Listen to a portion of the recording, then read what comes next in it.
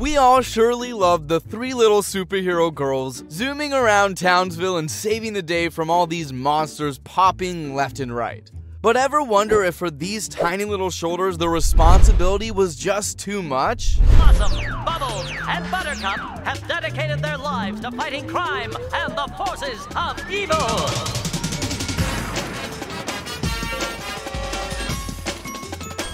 Yeah, that's why they ended up in Professor Utonium's lab to create a fourth one, which didn't really go as planned. You see, the recipe for making Powerpuff Girls isn't your average baking project, and they didn't quite nail it. Instead of using the classic ingredients, they got a bit experimental. Artificial sweeteners replaced sugar, dirt and twigs stood in for the usual spices, and also a heap of chemical X. So when Bunny, the fourth Powerpuff, finally emerged, she was, well, less than what the girls had envisioned. She sported the same superpowers and a similar color scheme, but that's about where the resemblance ended. Bunny's appearance was, let's just say, not the usual Powerpuff standard. She had a hunchback, an errant tooth, big lips, and a rather raggedy brown ponytail that seemed to have a mind of its own. And her genetic makeup? As sturdy as a house of cards, which unfortunately translated into some seriously clumsy moves. As if that wasn't awkward enough, her definition of heroism was also slightly skewed. She totally mixed up cops for crooks and crooks for good guys. However, in a surprising turn of events, Bunny actually saved the day when the girls found themselves in a pickle only to heart-wrenchingly explode to death just as her weak genetics crumbled. Once the smoke cleared, the girls were left kneeling in sorrow. She was such a memorable little visitor that had to sadly go too soon. But wait, the sisterhood doesn't end there. As the series progresses, we're introduced to the girl's actual older sister. Quite a surprise, right?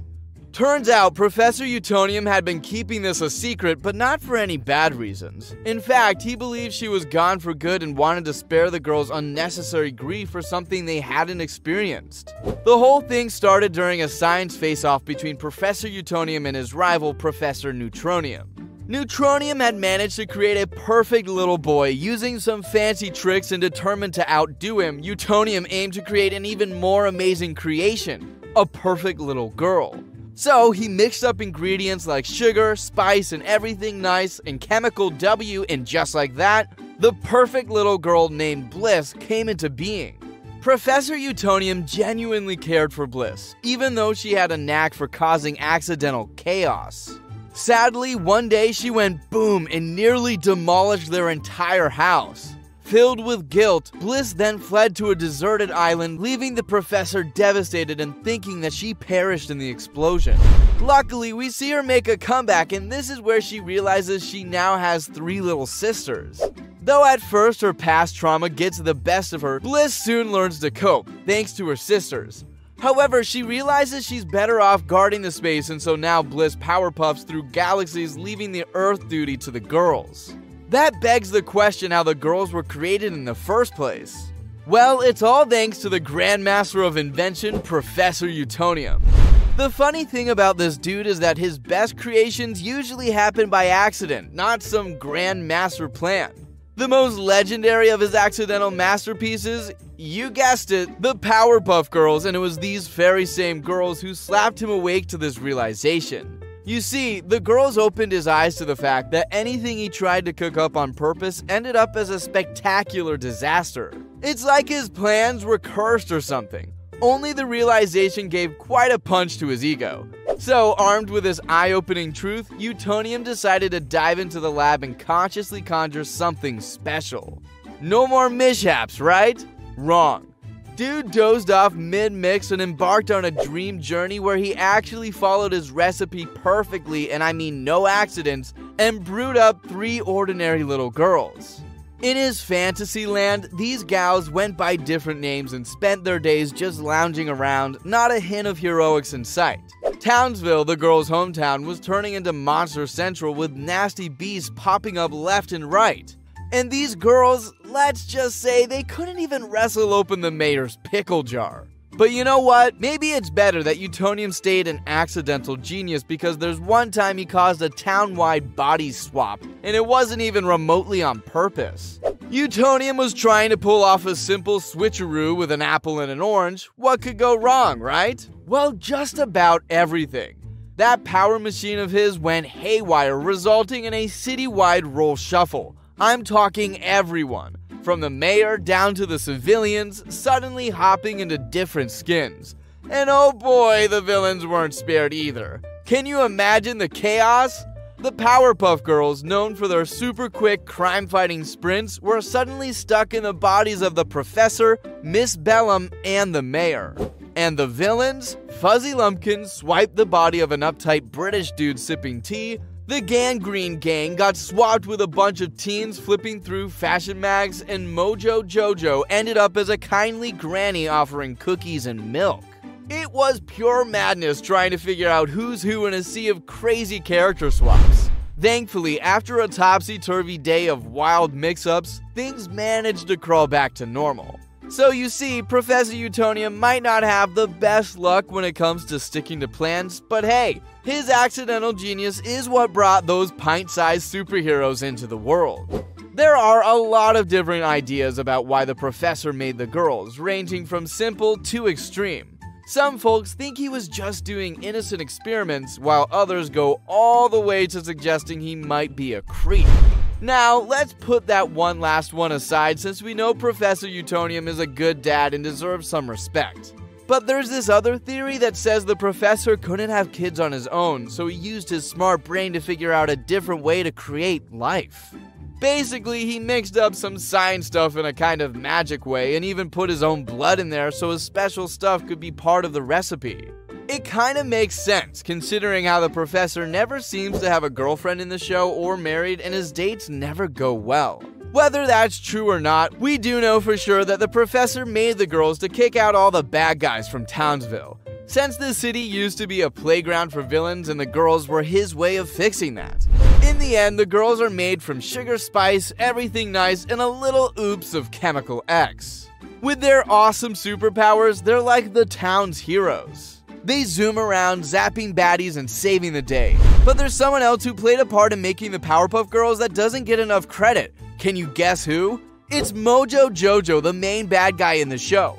Back in the day, Mojo Jojo was just Jojo, a super hyper lab assistant working alongside Professor Utonium. However, this little spirited monkey had a habit of breaking stuff in the professor's lab. I mean, he is always making a mess, so it wasn't much of a surprise when on the day the Powerpuff Girls were born, guess who caused a big explosion? Yep, you got it, Jojo. And while he was up to his monkey business, he accidentally tipped over the chemical X right into the mix. That goof-up caused him to be exposed to the chemical X fumes and turn into an evil genius monkey with a crazy big brain sticking out. However, after the girls came onto the scene, poor Jojo got left behind by the Professor, and since then, he's been all about causing a stir in Townsville, seeking revenge. Honestly, it's kinda sad, especially considering he wasn't even born with a mean bone in his body, you know? In the series, when Mojo reveals to the girls about the reality of his past, the Professor can't seem to remember his old buddy all that well. You see, that's what I'm talking about. It's always the girls, never poor Jojo. It's a weird mix of evil and strange, you know? Like, how can you forget someone who literally assisted you back in the day? But despite that, the Professor decides to be the bigger person and set things straight.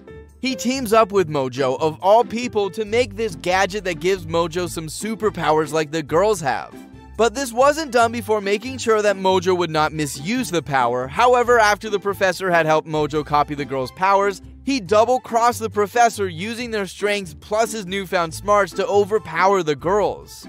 Things get real messy as Mojo goes on a rampage. He even dismantled his lab and gear, claiming they were useless now. However, suddenly, seeing him wreak havoc is what makes the Professor suddenly remember his old buddy finally, and he calls out revealing that it was Mojo who tipped the chemical X. This realization hit Mojo like a truck, and he went into a daze realizing his ultimate nemesis was his own doing. Luckily, that gave the Professor and the girls the chance to undo the damage, but not before leaving a little parting shot, teasing him as family. Kinda rude, man.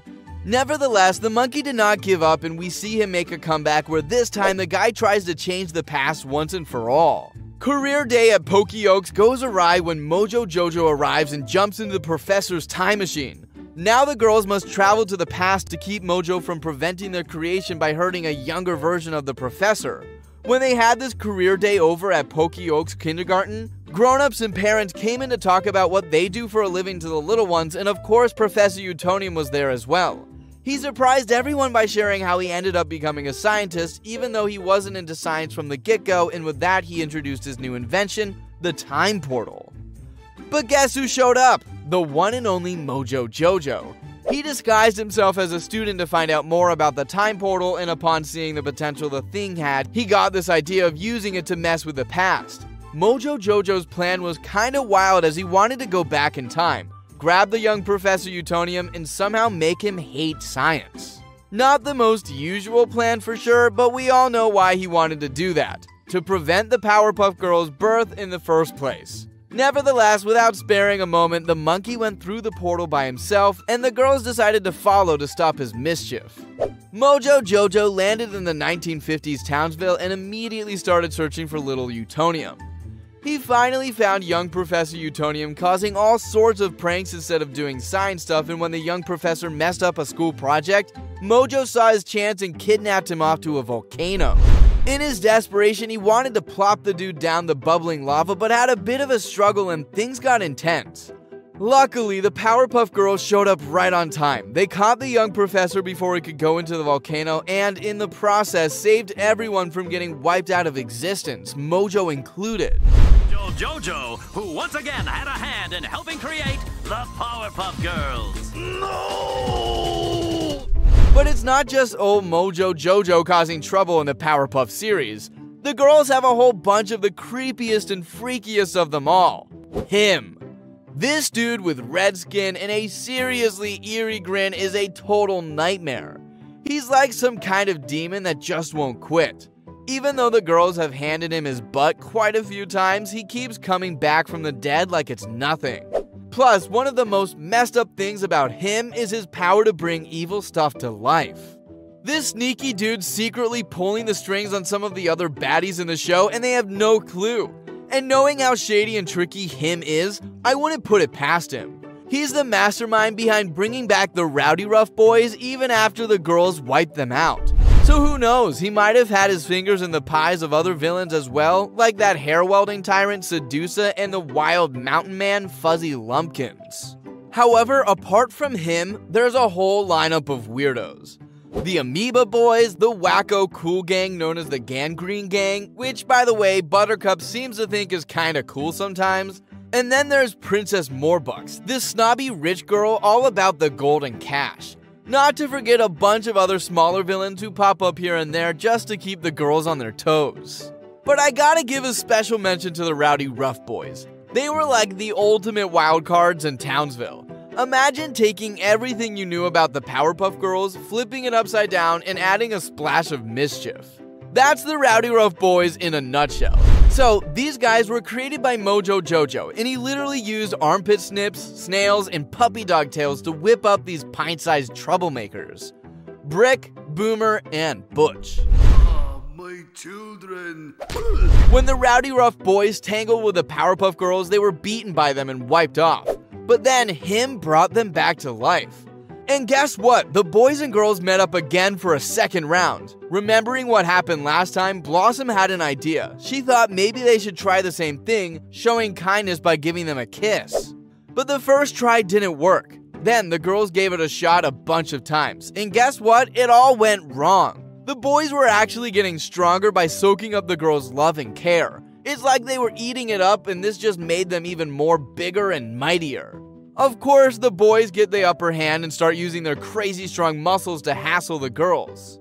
But then the girls catch on. They realize that by messing with the boys' idea of being tough, they can actually undo the boys' superpower. So the girls switch things up and start treating the boys to things they might think of as girly.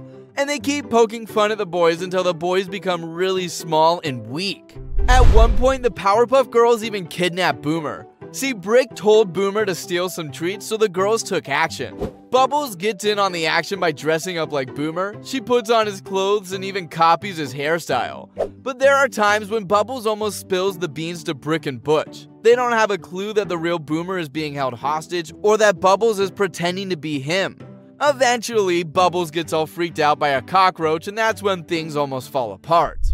That's okay, Bubbles. I'm sorry you had to eat a cockroach. That's okay. It tasted like chicken. Nevertheless, it's not long before Mojo Jojo and him get into this big argument about who's the real dad to the rowdyruff boys and who's the eviler parent. And guess what? The boys are right there seeing it all go down. They watch as Mojo and him try to show off how wicked they are. Sometimes the boys are pretty impressed by their stunts. But by the end of the whole thing, they're just done with it. Brick, taking charge, steps in and stops the fight, reasoning that they're only interested in taking down the Powerpuff Girls. This actually makes Mojo and him super happy, even bringing tears of joy to their eyes. And just like that, the rowdyruff boys disappear from the show. We don't know what happens next because they never show up again after that. But given the possibilities that can come out of the magic tonic Chemical X, you'd think that this guy's locked up in some state safe to keep out of the ill will's hands.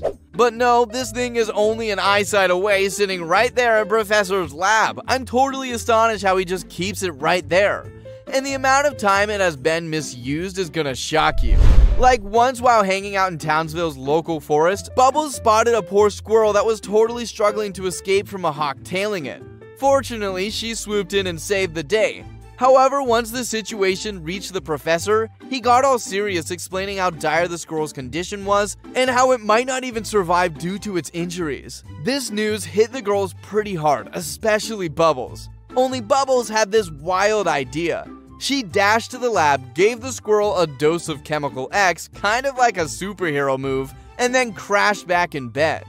The next morning, the mayor contacted the girls for a classic crime-solving mission, and they followed straight into Mojo Jojo's trap.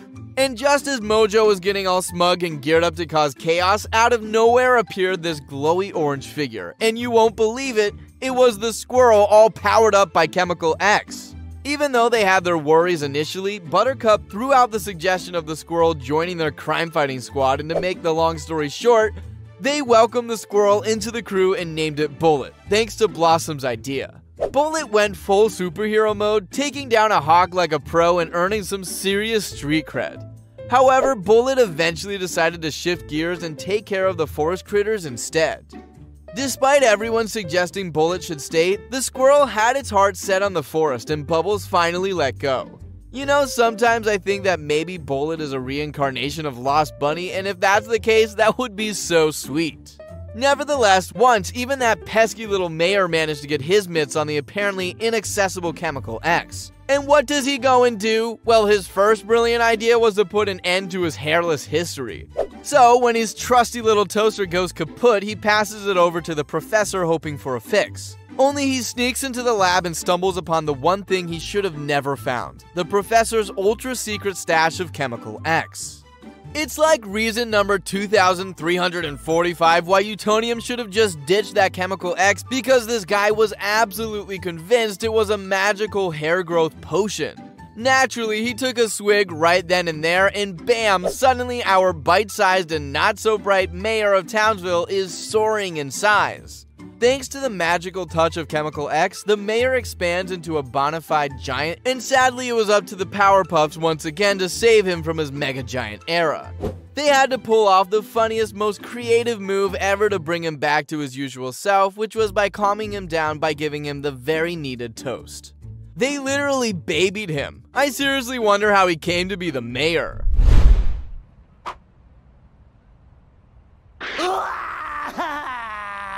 Mayor too high, Mayor wants to get down.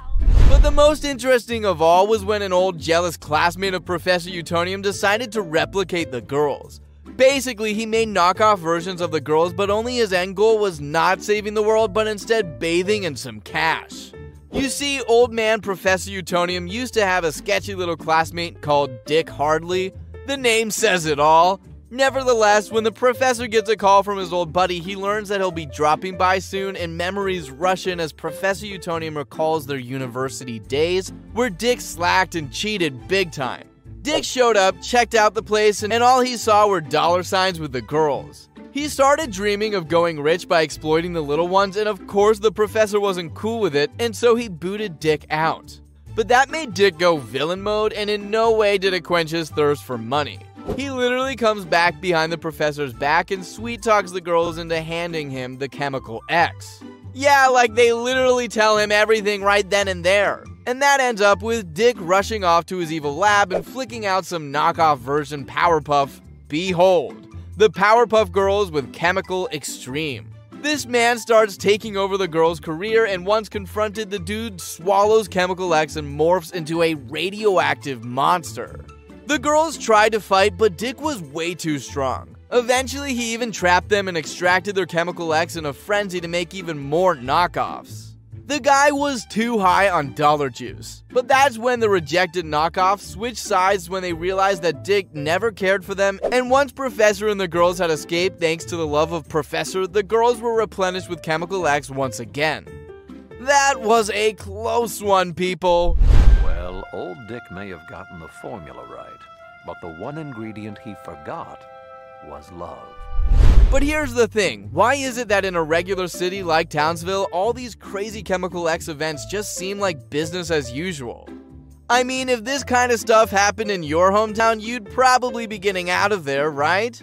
Well, here's a thought. Maybe the city is some sort of test zone. The city of Townsville is constantly getting attacked by monsters like it's the only place they're interested in, while the nearby town of Citiesville seems to be more crowded. And despite these non-stop attacks, the same people are always hanging around and the city is always thriving. Unlike Townsville, over in Citiesville, there aren't any fancy tall buildings reaching for the sky, and the buildings don't have those bright, happy colors. Like a normal city, they're dealing with all sorts of bug problems and building decay with nobody really taking care of them. Meanwhile, in Townsville, the place seems to be made entirely from prefab buildings, because when those skyscrapers get torn up, you can see they're hollow inside.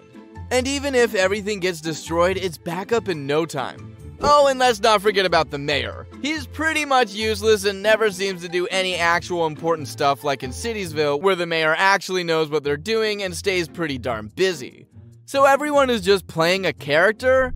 Actually, Miss Bellum is the one doing all the heavy lifting in Townsville. She's like the only one who knows what's up, which makes you think she's some sort of overseer for a secret plan. Also, Professor Utonium being in the city was a test to see how everyone would react to the girls. And remember when the show started, the city didn't really know what to do with the girls, but as they got better at handling their powers, folks started warming up to them. So you'd think that military would have swooped in, grabbed that Chemical X, and made a bunch more Supergirls for protection. But nope, that didn't happen. So maybe the whole city is like a big experiment that's still going on. And you won't believe it, but the series has its fair share of wacky episodes. Like, there was this one time when the professor decided to enter a chili competition. Now, this guy is a genius inventor, but when it comes to cooking, let's just say he's not exactly a pro. His chili was so bad that even little Buttercup couldn't handle it and ended up throwing up. What's funny is that the family came up with the oddest solution. They added a dash of Chemical X to the chili. Fast forward to the contest, and the judges, Miss Keene, Miss Bellum, and the mayor, take a taste of the professor's chili and declare him the winner. They actually loved it so much that the mayor started giving out free samples left and right.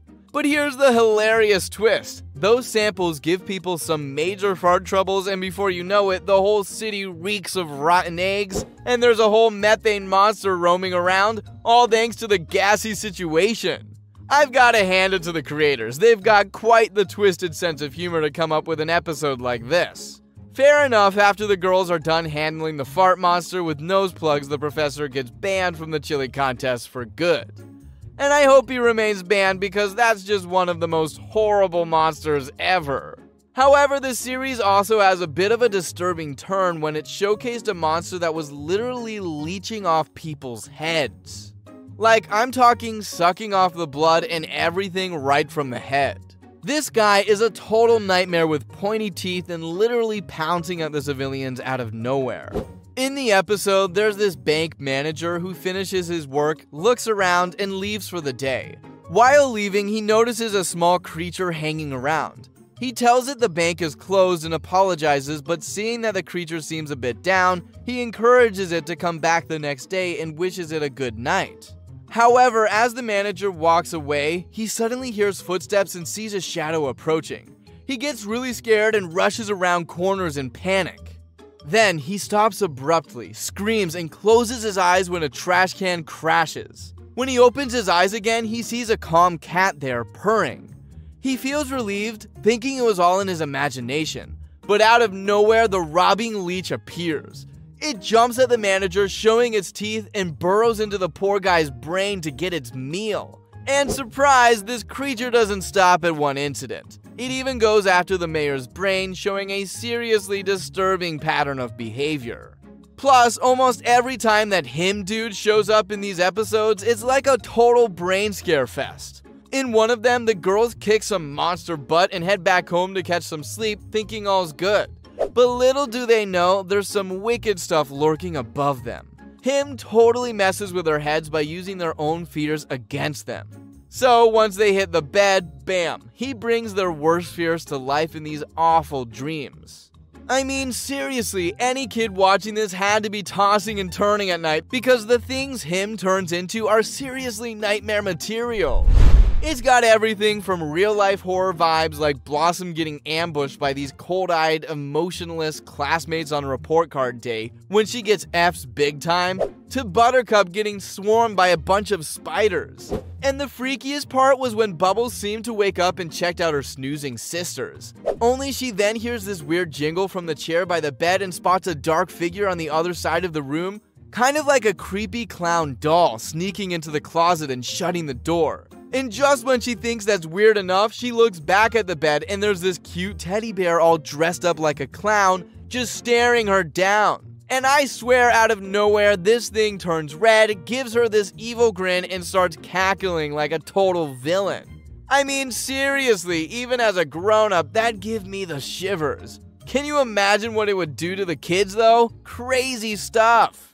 And that's not even the whole deal with him's messed up actions. Earlier in the series, he actually threw this seriously crazy challenge at the girls. Like he handed them this batch of 9 riddles and slapped them with this super tight time limit to crack them all. These challenges weren't just about using their brains, they had to tackle physical stuff too. But here's where it gets seriously twisted. If they couldn't wrap up all 9 in time, him would do something horrid. In his words, the professor's gonna have to pay up. He literally had them thinking they'd lose their dad forever. Now that is seriously dark for a kid's show. Surprisingly, even though it's a kid's show, this series delves into some pretty realistic aspects of life, which is quite unexpected. They touch on things like radical feminism and patriarchy in a way that makes you wonder if they're aiming to introduce these concepts to kids from an early age. In one episode, there's this female villain, Femme Fatale, who's also a radical feminist. She manages to manipulate the girls into despising men all so she can carry out her crimes without any hassle. It's pretty comical, really. She only steals bills featuring Susan B. Anthony's face. Talk about a missed opportunity to snag some real cash. What's even more amusing is her twisted logic. She insists that the city of Townsville undermines the girls' abilities while simultaneously highlighting the unequal admiration female superheroes receive compared to their male counterparts. The scheme works like a charm and it totally catches Buttercup off guard. She's left dumbfounded by this revelation and drops Femme Fatale, who makes a quick getaway. The villain's reasoning is utterly bizarre, claiming she's the last female villain standing and that if the Powerpuff Girls have her arrested, it'll be a blow to women's independence. Seriously, who does she think she's fooling? To make things even more interesting, Femme Fatale manages to influence the girls' behavior, turning them into downright jerks when it comes to interacting with boys. Miss Keene notices the sudden change and grows suspicious. Fortunately, the 3 heroes are summoned to the mayor's office, where Miss Bellum and Miss Keene step in with an intervention. The 2 of them work to correct the girls' newfound perspective on life, and eventually, the girls come to a realization that there's no discrimination when it comes to being evil. Was she looking out for me when she stole my hairstyle? Well, she did. Before long, the girls serve up a fitting lesson to Femme Fatale. They make her confront her misandry and her tarnishing of Susan B. Anthony's legacy. It's a powerful moment that shows that equality should extend to all aspects of life, even when it comes to taking down villains. It's a totally unexpected, deep storyline tucked away in a seemingly simple kids show. Who would have thought that topics like feminism and prejudice could be tackled with humor and a touch of superhero action?